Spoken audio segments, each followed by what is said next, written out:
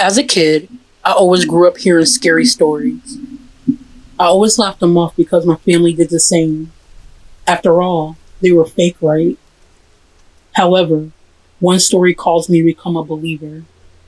It involves a creepy abandoned road that we nicknamed the Lonely Road, an urban legend that involves this particular road in my town. The story goes that a woman was kidnapped and the kidnapping ended in her death. Her body was dumped on what we now call Lonely Road. Unfortunately, her body was never found, even though the murderer took the police to where he left her body. The murderer explained that he left her in an unmarked grave, but now her body was gone. The story of where is her body came to be. Many people claim that the man was lying and he really buried her in a completely different place. Others speculated that she was actually still alive. No matter the belief, people still stopped using that road because of the eerie story that surrounded it. People would personally drive around that road just to avoid using it during their daily commute. So it became abandoned, and the name, the Lonely Road, came to be. The first scary encounter started with the college student that was new to the area. She did not know of the story of the road and decided to walk that road as a shortcut. While she was walking that long and abandoned road, she kept feeling as though someone was walking behind her. She would turn every so often, but no one was there. Once she was able to get to the end of the road, the presence was gone. She explained that it felt like someone was walking her home to ensure she got there safely.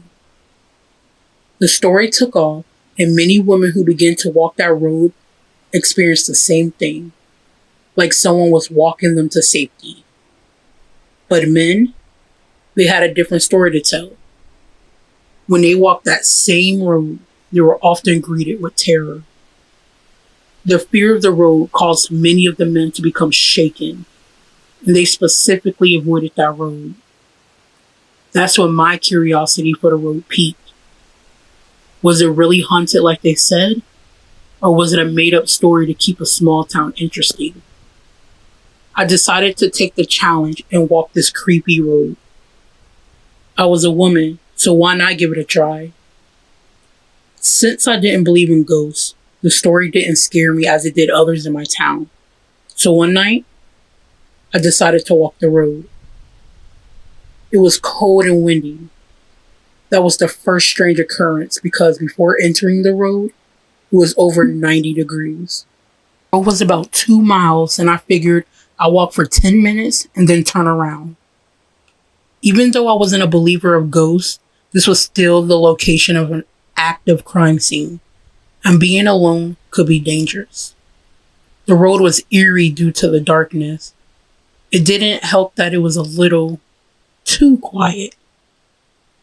My 10 minutes came fast and I stopped. I noticed a car was just slowly driving down. I decided to ignore it and I turned and started walking back. When I turned to face the other way, I was face to face with a pale, ghastly face. She shrieked loudly. I was full of fear and I started to run to my car. I felt her closing in and I jumped in the car. I looked around and she was gone. After that moment, I became a believer of ghosts. Throughout the week, I wondered, why did I have such a different experience from all the other women who felt like they were protected? That was until the news came on one night. The newscaster spoke. The Lonely Road Killer was released Monday night. However, he is now in custody for attacking a cop who found him sleeping in his car on Lonely Road Tuesday night.